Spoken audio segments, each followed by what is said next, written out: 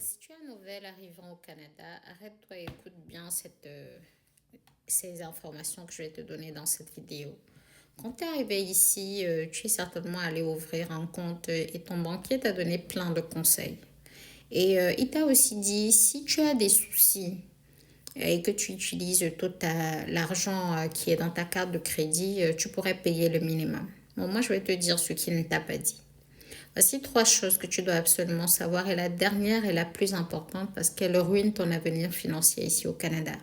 La première des choses, c'est que tu payes plus d'intérêts par rapport à la dette que tu dois rembourser. Si tu as une carte de crédit de 5 000 $ par exemple, avec un taux d'intérêt de 20% et que tu dois payer 150 de minimum, le premier mois, tu seras en train de payer 83 $ d'intérêt et 67 $ seulement pour ta dette. Le mois prochain, ce sera sensiblement 82, 68 et ainsi de suite. Donc, tu payes plus des intérêts que ton argent même. Tu comprends un peu? La deuxième des choses que tu dois savoir, c'est que voici quelqu'un qui est dans ta situation aussi, mais qui décide qu'au lieu de payer 150 $, cette personne paye 50 $ en plus, donc 200 $. Ce qui se passe, c'est que lui, il aura remboursé sa dette au bout de 2 ans et 11 mois pratiquement. Toi, en continuant à payer tes 150 $, ton minimum, tu vas être en train de rembourser ta dette pendant 4 ans et 7 mois sensiblement. Donc, vous avez 2 années de différence à cause de 50 $ de différence. Tu comprends?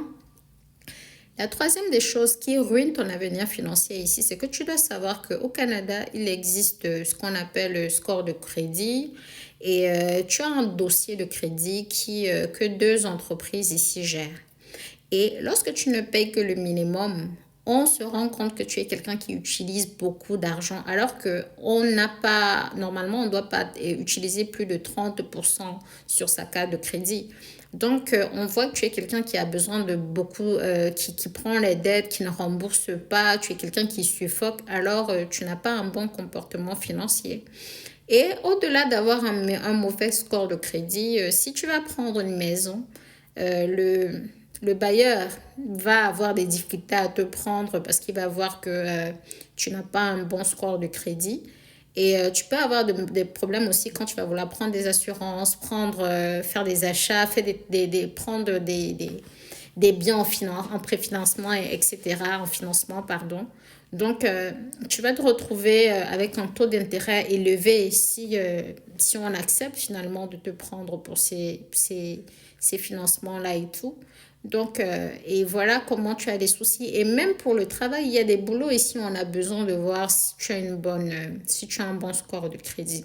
Parce que, imagine, tu dois gérer les finances, tu as un comptable, c'est un peu sensible, tu vois. Bref, ici, c'est les informations, toutes les informations sur les finances, comment ne pas stresser financièrement au Canada et bref, ne pas stresser financièrement de manière générale. Si cette vidéo elle pourrait aider plusieurs personnes, partage-la, abonne-toi si ce n'est pas encore le cas et on ne se dit pas de stress financier sur cette page. À très bientôt pour une prochaine vidéo.